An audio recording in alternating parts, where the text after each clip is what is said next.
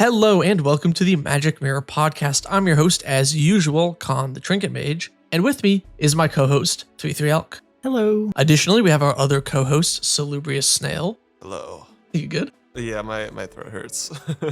I talked too much last night and stayed up too late and other such. He's also gargling like rocks last night, he told me. I was, yeah. It was terrible. And playing Dota is probably equivalent to gargling rocks for your mental. It is. Thankfully, I wasn't doing that. Yeah, you should be playing Deadlock instead. We can't talk about Deadlock for 40 minutes again. Let me introduce the main topic here for this. Snail created 4 wheels with different color combinations, themes, sub-themes, and budgets. And then all of us had to spin one of each wheel and make a deck in accordance to what that is. And then we're going to present our decks to you that we've built. Links to all the deck lists in the description if you want to check them out for yourself and maybe give them a try, or just let us know how bad they are. Mine's pretty bad. I think mine's pretty bad too, but we'll see. I think it's got the bones of a good deck. It just needs a little bit of tuning. Before we talk about that too much, we got to thank this podcast sponsor, which is Laughing Dragon. Laughing Dragon puts on lots of cool, crazy events, and we're talking about Command Fest Tacoma, or LDXP Tacoma. Link below if you want to get tickets to that, and you definitely should. We'll be there playing a ton of Commander. They have a bunch of other events for other games. Warhammer, Flesh and Blood, Lorcana, Riftbound, One Piece, you name it, they got it. Really excited to be going, and hopefully we will see you there. Again, link below if you want to get your tickets today. Yeah, come join us. Yeah. Did you wanted to go first, Alex? Sure. So what I spun was Grixis color combination, an aggro deck, an ETB sub-theme, and a $500 budget. So I got this. Is half of your budget one card? Yes, absolutely. I did cram intuition into this deck, into my aggro deck.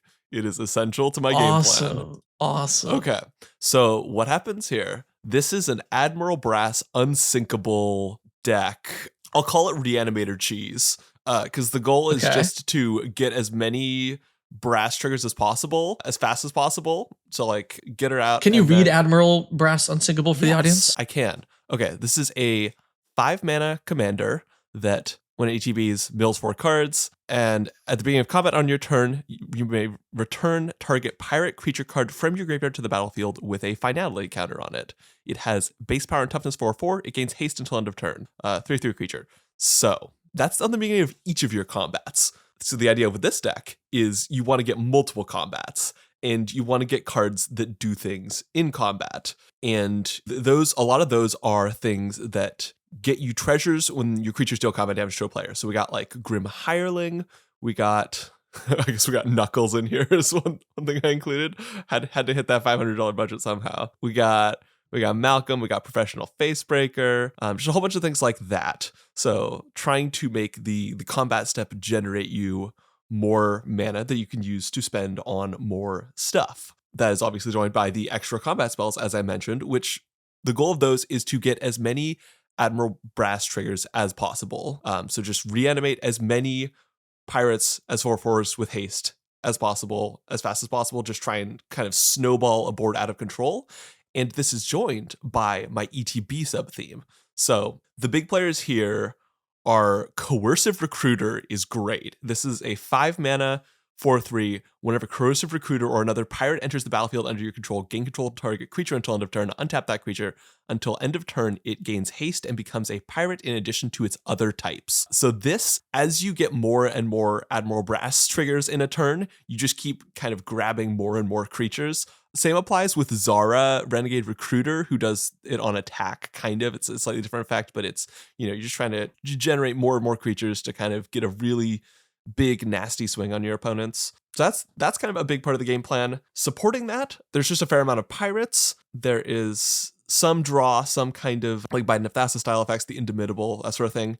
And then most of my budget, or I guess about half of my budget, is in tutors and filtering. So I am running Entomb, I'm running Buried Alive, I am running Gamble, I am running Gifts Ungiven, and I am running $200-something card Intuition. All of these are just trying to get very specific creatures in my graveyard because I have kind of these very specific creatures I want to hit. I want to hit Coercive Recruiter. I want to hit Dire Fleet Ravager to cut down the life totals. I want to hit kind of these very specific creatures with Admiral Brass triggers. So I have kind of these tools like Gifts Ungiven, Intuition. I can use these to just grab a bunch of juicy ass creatures, and then some of them are going to go to hand, some of them are going to go to graveyard. It's probably going to be pretty good regardless. I have ways to discard cards in this deck as well. So that's kind of the way that's being supported here. I think this deck probably doesn't have enough interaction currently, but I figure there's a lot of filtering in here, and it's, just trying to be horrifying at opponents. So I think it's probably fine. This isn't really trying to be a grindy deck. I'm really not surprised by this deck at all, because you have this like horrific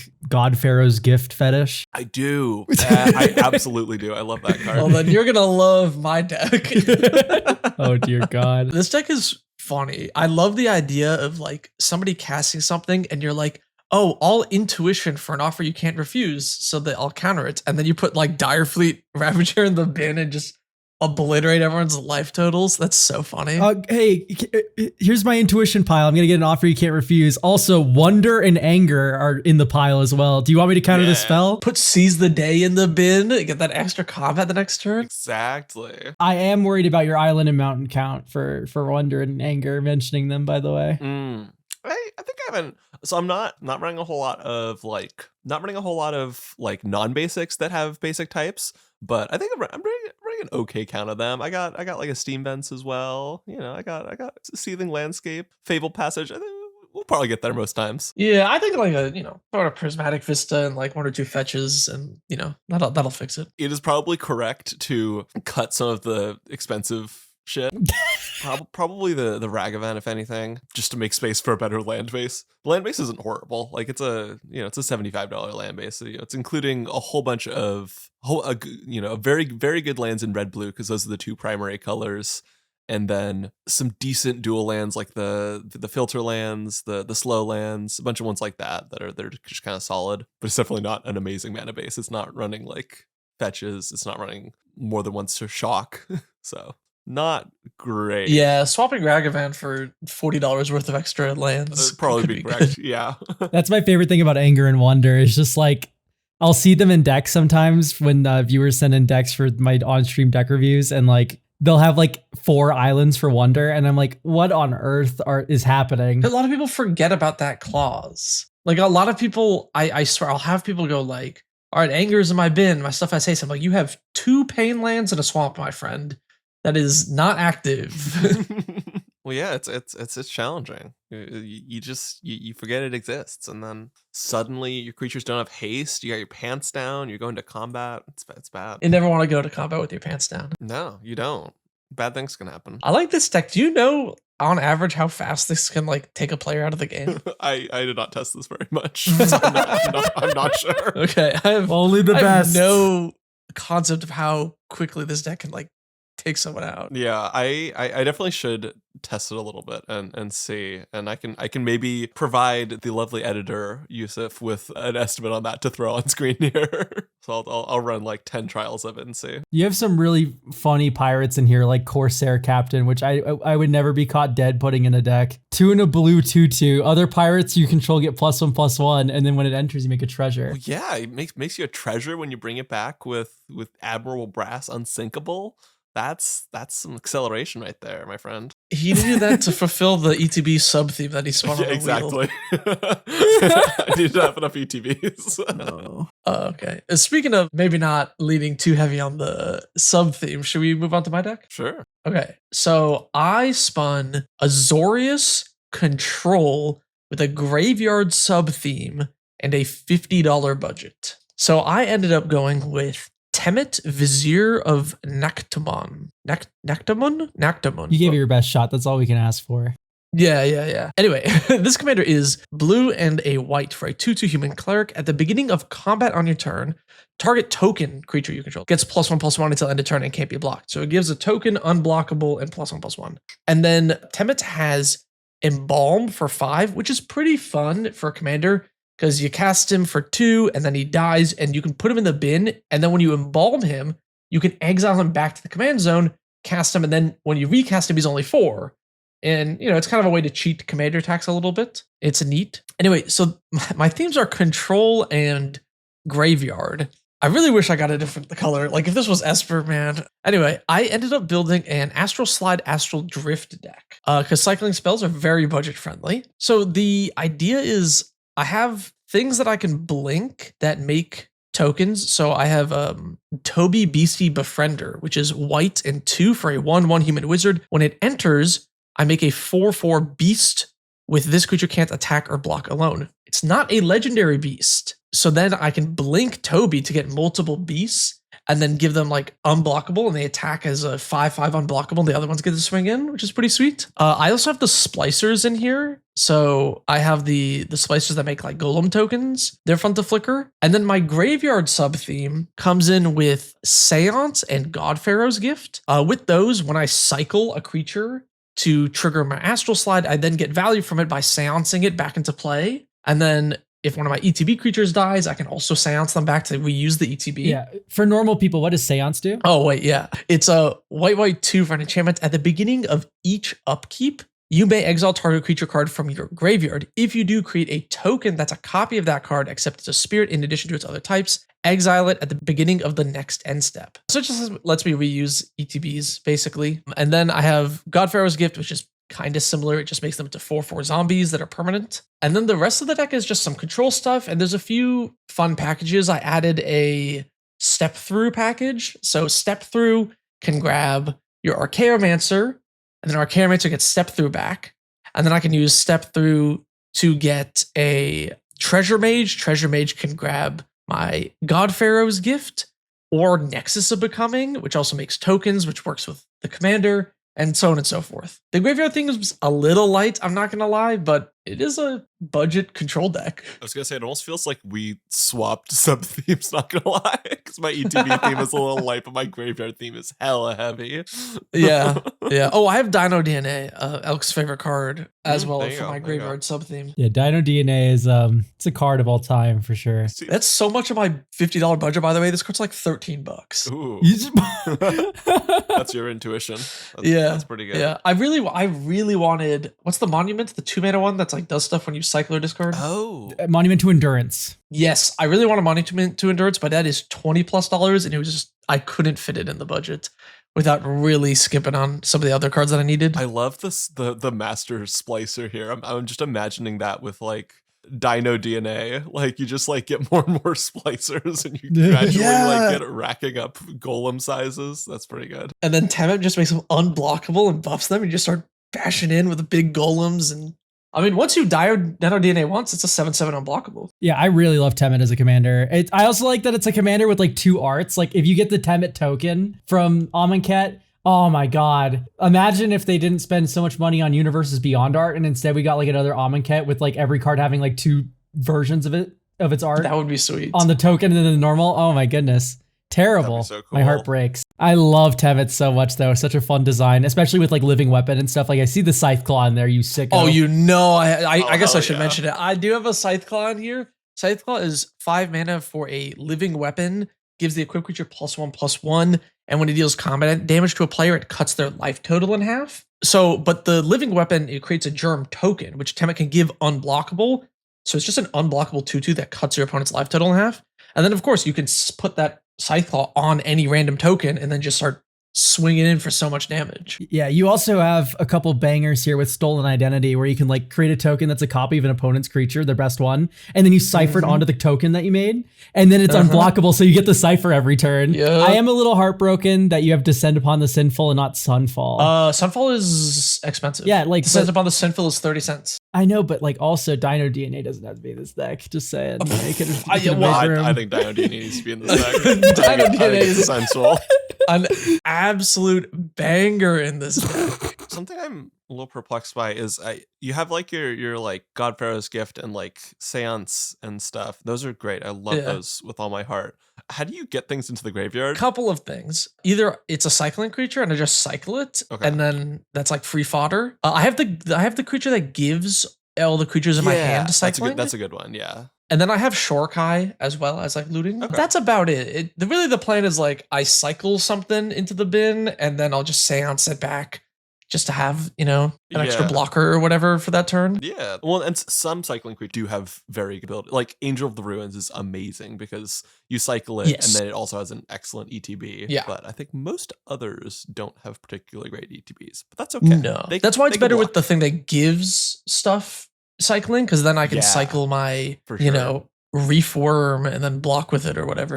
Hell yeah. Also, Reform is a great card in this deck. I love Reform, yes. It's a goofball creature. All right, Elk, shall we get to your deck? I suppose. I built What else's deck should we get to? I built a horrific deck is just all. I was brewing this and then like I realized about like 3/4 of the way through, like, wow, I just, I really just made another deck that was like just a total Elk moment. I love this commander, by the way. Oh yeah, so I originally started off thinking I was going to do Runo Stromkirk because I had $250 Dimir token Stompy. And great news about Runo Stromkirk, he's very good for Reanimator. Also makes tokens on the backside. Krathus, Lord of the Deep, if you copy a sea monster with that ability, you make another token, right? Like, oh, that's actually pretty good. I was considering it, and then I was like, let's just start building with the 99 first and then go from there. The first card I added was Shadow of Mortality to this deck, I think. I was like, I'm going to have the 15 mana card in here. And then I was like, of course, if with a 15 mana card, you need Keen Duelist. And then I put in Parker Luck immediately after. And then I was like, oh, well, Stompy and Dimir is probably going to look like Reanimators. So let's get Animate Dead, muddle the mixture to grab Animate Dead just in case, Perplex, Necromancy, right? And then I was like, okay, hang on, we're cooking here. We're having large mana value stuff. I'm going to get Hidetsugu and Kairi in the command zone, which is a 2 blue black 5/4 flyer. When it enters the battlefield, you draw 3 cards, then put 2 cards from your hand on top of your library in any order. It brainstorms. And then when it dies, you exile the top card of your library. Target opponent loses life equal to its mana value. If it's an instant or sorcery card, you may play it without paying its mana cost. So I put in more brainstorms into the deck as well. And at this point, I was like, well, with this many brainstorms, you got to have my favorite mechanic, Miracle, kicking around. And great news. Both of the black miracles, Metamorphosis Fanatic and Entreat the Dead, are reanimates. So I could fit like a giant like reanimator theme, and I could also fit a giant instant or sorcery theme with things like Temporal Mastery, right? All these like giant like spells that are just like cheaper kind of sometimes. And then you can also cheat them with Hidetsugu and Kairi. So the joke here is that the overlap between Reanimator and big spells is that they just have ginormous mana values. So like, sure, you're not happy to exile Valgavoth off Hidetsugu and Kairi, but at least you're getting 9 drain still. Like that part's still part of the equation, even though you don't get the free cast. From here, the tokens was a pretty obvious inclusion because if you free cast a token making spell, you can copy Hidetsugu and Kairi and keep chaining it and draining. And then with an Ancient Stellar Spawn, that gets ridiculous because you're free casting these spells. That causes that much life loss and drain. And you can also, like, if you have token copies of Ancient Stellar Spawn, that also gets exponentially silly. Token copies of Keen Duelist, right? If you like Rite of Replication, that thing in this giant mana value deck, it's really funny. Besides that, just added some more ramp on top of the top deck manipulation. I'm 40 cents over budget, but if I wasn't a sicko and decided to cut Lorien Revealed for a different land, I would probably be under budget. But yeah, no, I also have like a few funny cards kicking around here, like Dragon Lord Silumgar. So if you can steal an opponent's creature and start making token copies of it, if it's funnier, stuff like that. That is sweet. That is funny. Yeah, basically just merging 2 big mana value plans, instants and sorceries and creatures through Reanimator. And Reanimator also works with Hidetsugu and Kairi, because if you kill it, you can reanimate it with the reanimation spells. It all just works together really well. It's really fun. This does embody Stompy extremely well.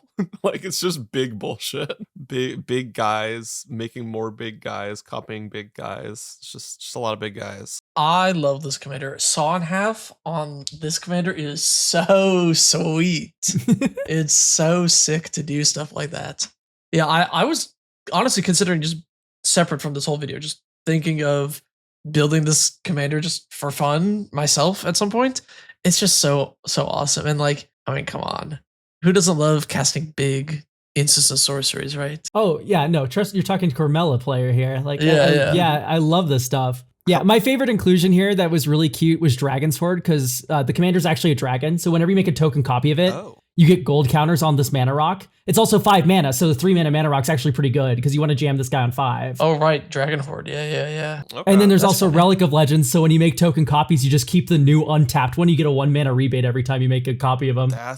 Also, that's pretty sweet. Dragon Lord Silumgar synergy with your Dragon's Horde. Exactly. How much stuff do you have to like jump scare people with massive mana values in response to the Hitsugu and Kairi death trigger? So of course there's Shadow of Mortality in the deck. Yeah. There's a Keen Duelist kicking around, so you like damage yourself a lot in the deck. So sometimes you'll put a Profane Transfusion on top of your library and then free cast it, and then you Death Star one opponent with your Ancient Seller's Bond, Hitsugu Kairi, and then you trade life with the most like healthy player with Profane Transfusion, and then you get like a 20/20 off of the token generation from it. Right. And we're putting stuff on top of the library with like Brainstorm, Brain Surge. Yeah, and Scroll Brainstorm, Rack, Brain Surge. Yeah, Scroll Rack, and then the Commander. And then keep in mind, Scroll Rack's 2 mana value, so you can get it with Muddle the Mixture. That's 5 mana for a Scroll Rack, which you're often happy to pay. I forgot the Commander does set up its own. Yeah, that's why cloning the Commander is so good. Yeah, that's crazy. That's really good.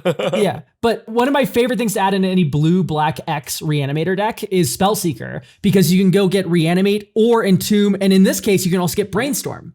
It's a 4-in-1 kind of card where it just kind of gets everything you need for the reanimation. Is there a reason you're not doing Amanatu's Augury? That's like the first card I think of with this deck. I'm just not like really well spread across card types. Like generally, Amanatu's Augury, it's fine to cheat big stuff, right? But when I think of Amanatu's Augury, I'm thinking about hitting artifact, enchantment, creature, land, planeswalker, right? Like I want to like get a giant spread of types. I just wasn't thinking about this as much as of a Delirium deck, I guess, even though I have Demonic Council kicking around. But yeah, it would be a totally fine card to add, probably over like a dig through time or something. Yeah, I get what you're saying though. You're low on enchantments and artifacts. Yeah. Sweet. Before we move on to answering questions from viewers, I want to ask the viewers a few questions. We came up with this idea. Should we do this again? Is this something you would like to see again? Would you like to see more decks like this? If you would, are there some fun themes that you think should be put on the wheel? Or should we add another wheel, like bracket? Which could be really grief or really funny. I mean, 1 in 5 is like pretty grief, to be honest. Yeah. I would have to Maybe discover that's too bad. what bracket 1 means. Discover the bracket 1 gamer that lives inside. I will sooner quit the podcast than build a bracket 1 deck for it. I think it's impossible to build a bracket 5 Orzhov deck. I think with the existence of Tymna, there is like fundamentally no possible way you could build an Orzhov deck that is not outclassed by Tymna plus something pile. Just Tymna. Like, you don't need anything else. It's actually true. Oh my goodness, that card is so ridiculous. I mean, isn't the one that makes a bunch of treasures just like a pretty okay kind of mid-rangey commander? Barakos? No. Party leader? The good one. Am I silly? The good Orzhov one. card? Yeah, what's his name? The Lord of the Rings. Oh, Lotho. Yeah, that's who I would think. Yeah, you just put that in the 99 of your Tymna deck.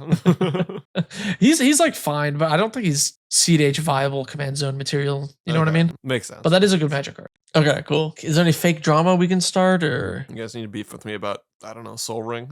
I think we all hate Soul Ring. I didn't put Soul Ring in my deck. Wait, this was a cool thing. Wizards of the Coast arena. They had Umezawa's GT in the game already, and then with the bonus sheet Umezawa's GT, they pre-banned it even though it was already in the client. So why are they pre-banned? It was in the format already. Okay, what is Historic even about? What is the point of this format? I'm completely lost. I think it's just like there's like a few interns that like keep it kicking around or something at the arena headquarters. And sometimes they'll put their custom cards in or something. That's what I'm familiar with anyway. Why is Spreading Seas banned in Historic? Is it? Yeah. Why? I don't know. Wait, isn't Harbinger of the Sea in Historic? Harbinger of the Sea is legal in Historic. Why is this happening? It's banned because they don't want aggressive land/mana denial in the digital format. What do they think Harbinger of the Sea does? What is Harbinger loud? Why? Interesting. Hey, Spreading Seas ain't that bad. That's funny. Here, Yusuf, leave all that in. Man, if you're listening to this and you play Historic, please let me know why. I don't what is the purpose of the format? Like, why play that format over any, like, I'm not hating. You can play whatever format you want. It's on mobile. Yeah, but you could play like standard or something instead, right? Or I guess maybe I've answered my own question. What makes the format different than like Timeless or the other formats on Arena? Buddy, you're asking the wrong person. I don't know. Arena's largest constructed. It's like modern. It has like Modern Horizons 3 in it? Yeah, it's like they have like a little expansion sets for like certain things. I don't know. I like playing with all the cards. That's why I play Magic the Gathering online, you know. Yeah. Looks awful. You can't play it on your phone, but it has every format and every card in it. So, well, just about every card. You know what I mean? Yeah. Oh, Legal and Timeless have like a bunch of the same cards. I have no idea what the difference is. I don't use Arena pretty much ever. Yeah. Anyway, question time. Moving on to the Beseech the Mirror section. This is where you beseech us for answers. If you want to get your questions answered on the podcast, all you got to do is put mirror in front of your question here on YouTube or on Spotify. This was just a good comment from the last episode. Someone mentioning that, if your commanders get stuck in a Moon or Song of the Dryads, you can use bounce lands to get your commander back. And now that they have the colorless ones, every color, if you play, guildless commons or whatever, you can bounce your commander to your hand in any color combination. Yeah, even better, Arid Archway. You can tutor off Sand Scout. Powerful. Yeah. Run Sand Scout. It's a very good card. Here's one. Mr. Shiny Object asks, Mirror, I return an untapped plains to my hand to ask. A lot of times, people offer the advice of be the archenemy when talking about playing a mean deck. But what happens if everybody in the pod does that? What about the same for fast aggro? Are these games still fun? I like games where everyone's trying their best and like trying to be the evil arch enemy. I mean, if everything's equally balanced, everyone doing their best just looks like a normal game of Commander. I don't know. Like I always recommend just don't pull your punches. It feels like always bad to do for both sides of the table. Like I always hate to hear like, oh, I didn't tutor for this thing because I felt like it would make me feel bad. I'm like, no, do what your deck does. Like you built it because you enjoy doing that thing, you know? Yeah. I don't expect that it would result in like a particularly negative play experience if you have everybody kind of trying their hardest. I mean, if it's everybody playing like faster and faster aggro decks, that could kind of result in a change in the way of that group like the pod dynamic feels, but it could still be fun. Yeah, I agree. I feel like if everybody is, like, oh, I'm busting out something crazy, then it's what you've just learned is CDH, and then everyone's playing it's balanced because everybody's on the same playing field, and actually that can often be an ideal method of playing Commander. You want to balance power levels, but it's also fair to take be the archenemy advice. If you're playing your Turgid deck, you do need to, if everybody else isn't playing a deck with that level of disruption, you should embrace the archenemy status. Yeah. Otherwise, you're not going to have much fun. I think it always just comes down to like mood. Like if you're grumpy, like, oh, like it's just always going to be bad. It doesn't matter how hard you're trying. It matters how you are. You know what I mean? Yeah. All right. Next question. Hello Freeman asks, Mirror, I cast Null Chamber and have the table name Emrakul Promised End and Emrakul The World Anew to ask Elk and Snail. This is very funny that they asked you because they know I don't have an answer to this. How do your decks fare in your own play groups? Are you two the ones with the highest win rates in your group, or is someone else taking the lead regularly? I would say I win a totally normal amount in my play group. And that's mostly because when you have a play group, you all sort of start to like median out around each other's power level, and you all know what each other's decks do. You think I'm melding Brazella every game? No. They are shooting me in the head every single time. They have Grave Hate in their hand and all this stuff. Like, and it makes the game more fun.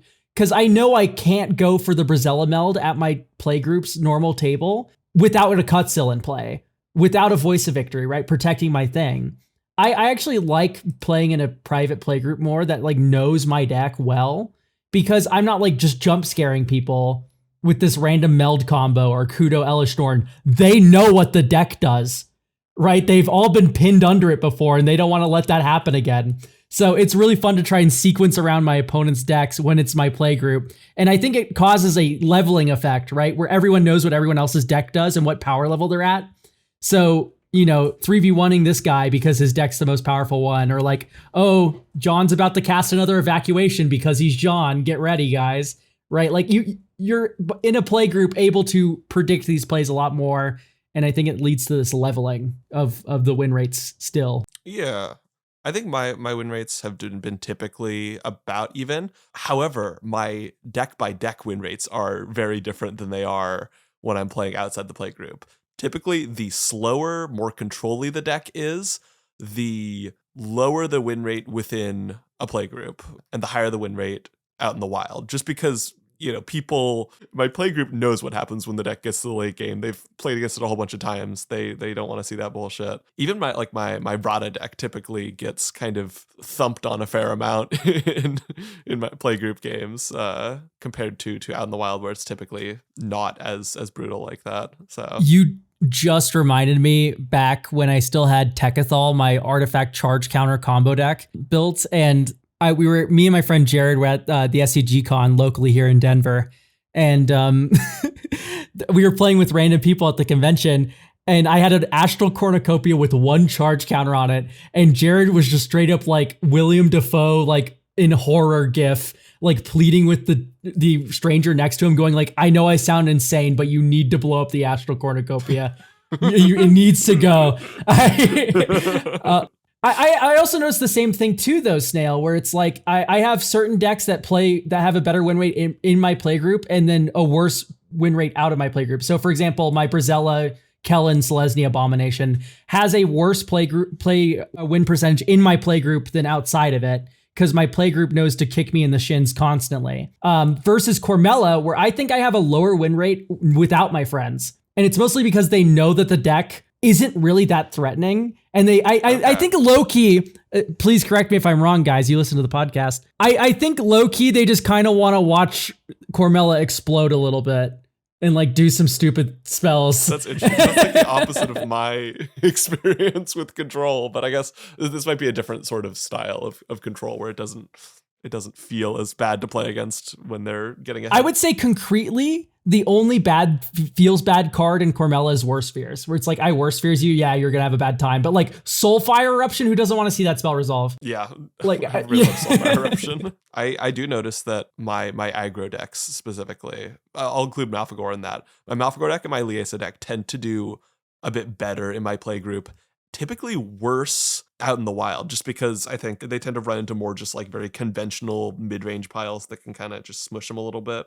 Whereas the decks in my play group are typically a little more specific, a little bit more streamlined. Yeah, so I don't really have like a normal play group because my friends here in SoCal don't really play Magic. So I just kind of play at like random stores or whatever. But when we go to Tacoma, you guys will get to play with my old Seattle play group. Oh, and you can see how, if you think I'm a grindy control player, like I was the aggro in my play group. Some of the times, we were all brewing different stuff. Okay, here's a fun question. Kenna Four Numbers asks, Mirror, mirror, I pay a red and tap Bouillon Stout Arm to fling this question at you. Vivid Lands, Vivid Grove, etc. Gas or ass? Then they continue to say, I used to like them for fixing in 3-color decks, but lately I've been ending games where they still have all their counters. Do you think I'm better off just running a basic in that slot? And for viewers at home, the Vivid Lands are a cycle of lands. There's one in each color. They enter tapped. They tap for one of the color that they are. And then they enter with 2 charge counters, and you can tap, remove a charge counter to add 1 mana of any color. So it's a rainbow land twice, and then otherwise a normal land beyond that. Once your budget breaks into triple digits, these lands, in my opinion, kind of fall off very hard because you're able to give a lot more to your mana base. I would not ever run these in 2-color, of course, but 3-color or more, okay, maybe we're talking. Depends on the speed, right? Like a Gemstone Mine, in my opinion, is like really good in 3 and 4 color decks that are very fast. Not Gemstone Cavern, right? Gemstone Mine, that's the correct one. The one that enters with 3 counters. And you can remove a mining counter. Card's only $1.20 right now. It's like pretty cheap. The card's very good. It also attracts the players. Just run it. It's free. Yeah. Like it's just a 5-color land for free, basically. But in general, it depends on the speed of your deck. My favorite thing to do is actually not attack the mana base per se in a 3-color deck, and instead attack your colors. Basically have a 2-color deck and just splash the 3rd one. So instead of having all these like horrific triple pipped cards, ultimatums, and like, oh, I have a triple pip of each card, right? I have a triple blue, a triple red, a triple black for Grixis, for instance. Instead of doing that, maybe just lay off like your least favorite of those colors in terms of the effects that you would have for your deck, and only run like 1 pip cards of that color. So that way they're easy to cast. You're still getting the utility from that third color, and you don't have to splurge as hard on the mana base. You can just, ratio out that third color appropriately. And that actually saves you a lot of money in the deck building. Yeah, I find that going like blue or green core in a 3-color deck is really nice, because then, you have your 1 color that either, fixes you by finding you lands or filters you a bunch. And then you can kind of focus mostly on being able to always have that. And then typically that'll guide you to your other colors. Yeah, especially if you have green. I find that in multicolor decks, if you lean in on green, a cultivate will find you 2 colors, right? Because you get 1 basic into play, 1 basic into hand. So as long as you can have enough green sources that you can consistently cast your cultivates, Kodamas, reaches, blah, blah, blahs, you should be able to find your other colors. If you're not in green, I still think the vivid lands are just kind of if we're talking about 3 colors, we have the bicycle lands, we have the tango lands, we have the pain lands. Once the verges rotate, they're probably going to go down. Like, I think all of those are better. I even like the monocolored gates where you pick the second color, because at least you can use that throughout the rest of the game. True. Right? Yeah, you don't even lose the counters or whatever. Yeah, and the same thing with the thriving lands, they're called, or something like that. Not the vivid lands, the thriving lands. Yeah. Those both work pretty well. I always find those annoying to keep track of if you're in a 3-color deck, but yeah. There's a lot of Coggates players in the local pauper scene here. And yeah, they have little like stickers that they'll drop into the sleeve of the mana color that they chose for the gate. It's really cute. Yeah, you got to do that. Otherwise, it's going to get confusing. But I think we're all in agreement, right? The vivid lands are. I don't think I ever actually answered the question, but yeah, I don't really care for them particularly. I think if you're in like a super budget 4 or 5 color deck, maybe. But I've in a 3-color deck, there's got to be better options out there. Yeah, I'll give them extra points if you can proliferate, because then they're more like rainbow lands. But then again, I think Elk is right. Gemstone Caverns is just better, and it's not a Gemstone Mine. Card. Gemstone Mine, excuse me. Gemstone Caverns is the wrong one. Yeah, that one's the expensive one. That one is the expensive one. That card's crazy. It's really good, yeah. It feels so cool when I play Gemstone Mine. It's like, I only get this land 3 times.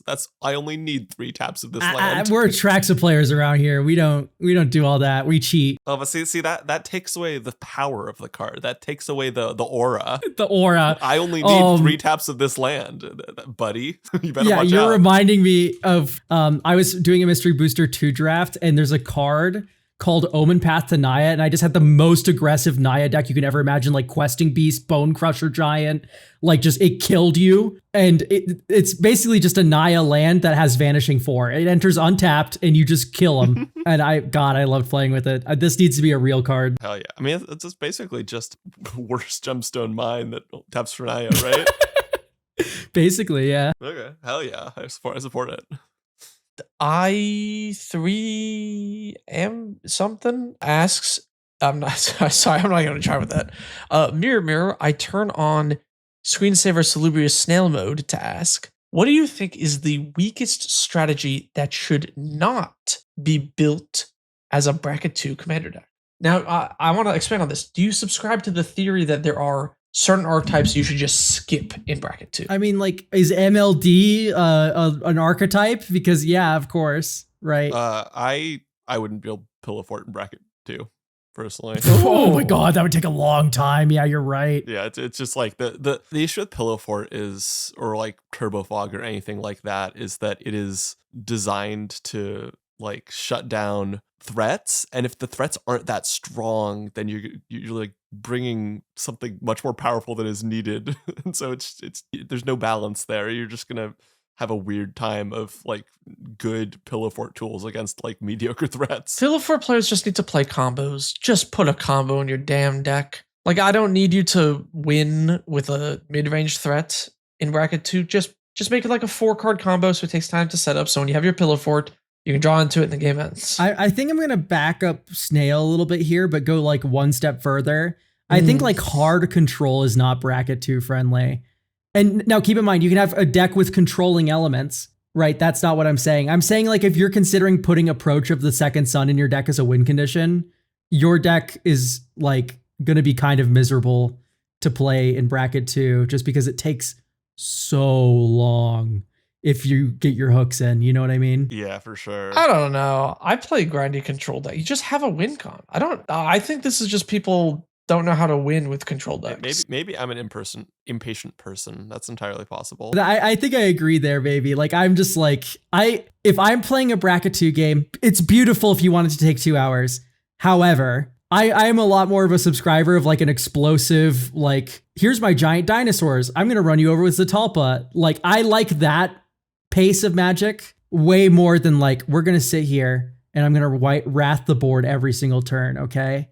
Especially Wait, but that is my Boros deck, because I'm using Zatalpa and I'm just wrathing a bunch and I'm hitting with Zatalpa. See, okay, that's fine. Yeah, no, exactly. But like, that does take 2 hours. Zatalpa doesn't do that much damage.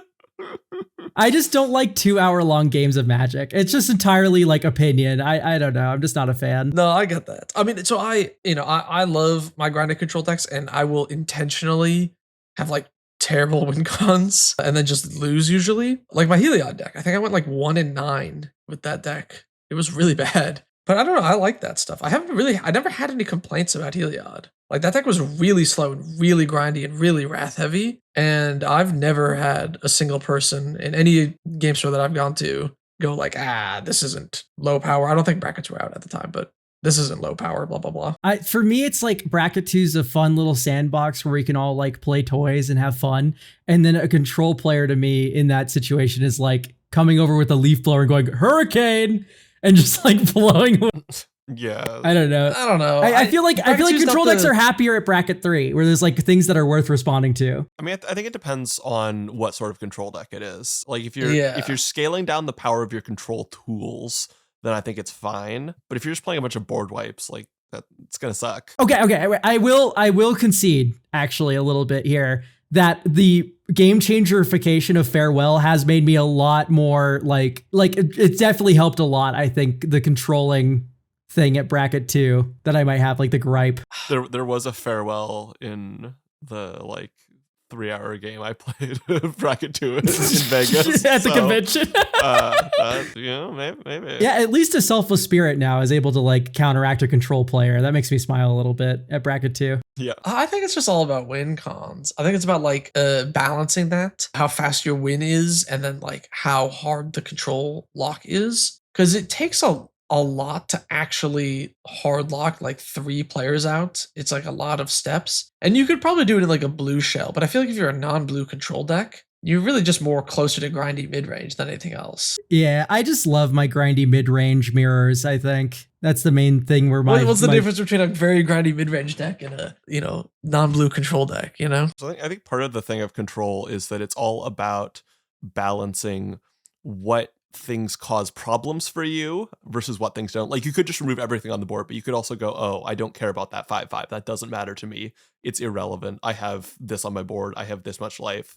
So if you have, some life gain, maybe not too much life gain, because that could also make for endless games. But if you're playing a deck that's maybe not like hard control, but like actually gets something of a board, actually gets blockers, then I think you can run a lot lighter duty control tools, just because fewer things will pose an imminent threat to you. Whereas if you're trying to play like empty board, no creatures, hanging out with my 2 enchantments control, then I think you're kind of forced into playing some more, grindy, heavy duty control nonsense. Correct. Right. Your win condition in control, is scales in that sense, right? Like if your win condition is a 1/1, then you have to absolutely remove everything, keep the board clear. Yes. And then as your win condition gets bigger and stronger, how much you need to keep the board clear shrinks over time. Yeah, Magic's all a game about tempo, even at the slowest like glacial decks. It's like how fast of a clock do I have and how long can I keep them under wraps,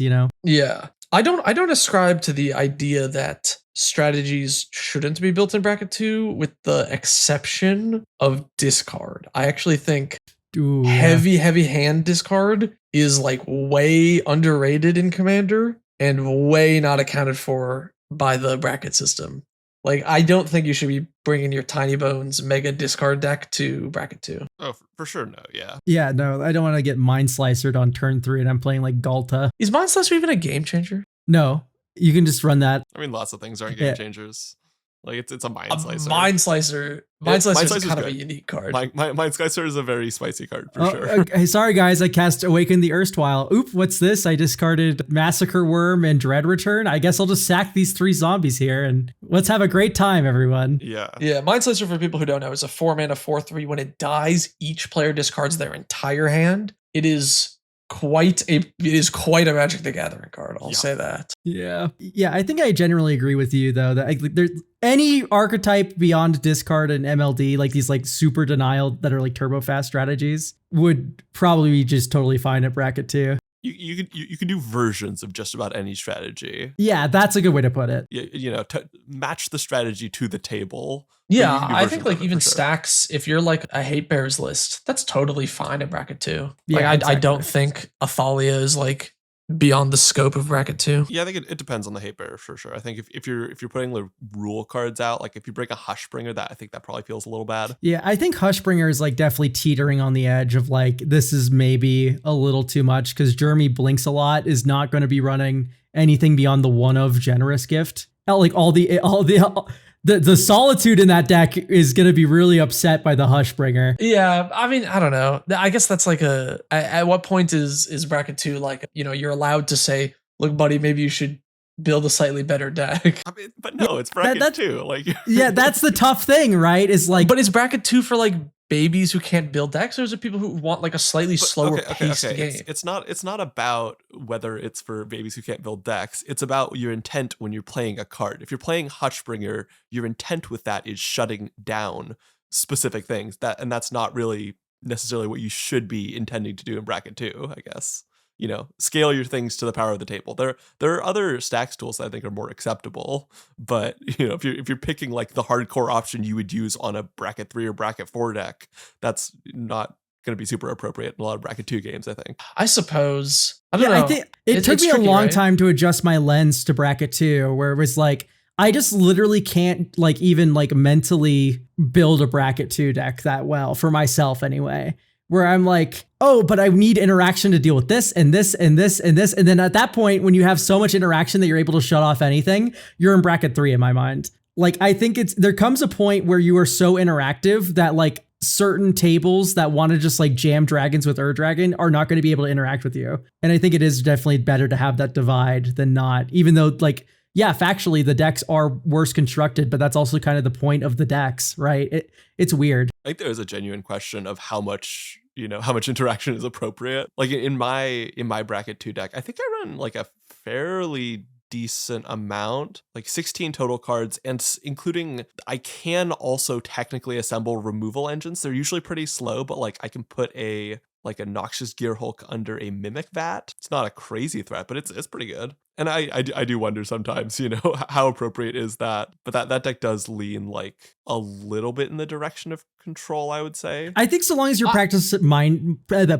mindfulness about every aspect of your deck, you're going to fit in whatever bracket that deck is in. Yeah, I've found removal engines, as long as they're like slow or not like super crazy, are fine in bracket 2. Like I've been running Aether Spellbomb Salvaging Station in my bracket 2 list, and it's like, I bounce a creature once a turn. Yeah, it's not that crazy. No. It's not like something that just like permanently keeps all creatures off the board or something. Good old Mayhem Devil Basilisk Color. This is why I'm not allowed at bracket 2. I would not take that to bracket 2. All right, great. Cowabunga. That's what we say at the end of every podcast. Hashtag Cowabunga. Hashtag Cowabunga.